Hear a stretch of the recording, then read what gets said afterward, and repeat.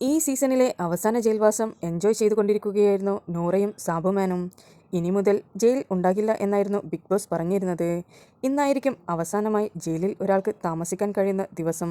ഇന്ന് രണ്ടുപേർക്കും ജയിലിലേക്ക് കിടിലം ഫുഡായിരുന്നു ബിഗ് ബോസ് എത്തിച്ചിരുന്നത്. സാധാരണ കഞ്ഞിയാണെങ്കിൽ ഇന്ന് ബ്രെഡ് ഓംലേറ്റും കോലയുമാണ് ഇന്ന് അവർക്ക് സപ്ലൈ ചെയ്തിരുന്നത്.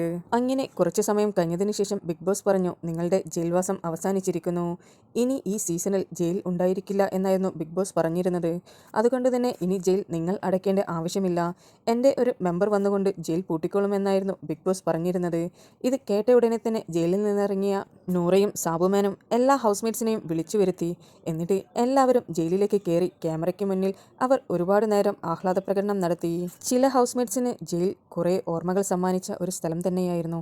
അങ്ങനെ അവസാനം അവർ എല്ലാവരും ജയിലിൽ നിന്ന് ഇറങ്ങിയതിനു ശേഷം ബിഗ് ബോസിന്റെ ക്രൂ മെമ്പർ വന്ന് ജയിൽ അടച്ചുകൊണ്ട് പോവുകയായിരുന്നു. എല്ലാ ഹൗസ്മേറ്റ്സിനും അതൊരു വിഷമമുണ്ടാക്കുന്ന ഒന്നു തന്നെയായിരുന്നു. ഇന്നത്തെ ജയിൽവാസം എല്ലാവരും ഓർത്തുവെക്കുന്ന ഒന്നു തന്നെയായിരിക്കും.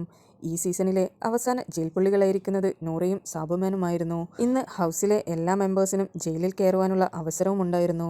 അതുകൊണ്ട് തന്നെ ഈ സീസണിലെ ഈ ഒരു മുഹൂർത്തം ആരും മറക്കില്ല. നിങ്ങൾക്ക് ബിബിയുടെ പുതിയ അപ്ഡേറ്റ്സ് അറിയുവാൻ താല്പര്യമുണ്ടെങ്കിൽ എൻ്റെ ചാനൽ സബ്സ്ക്രൈബ് ചെയ്ത് സപ്പോർട്ട് ചെയ്യുക.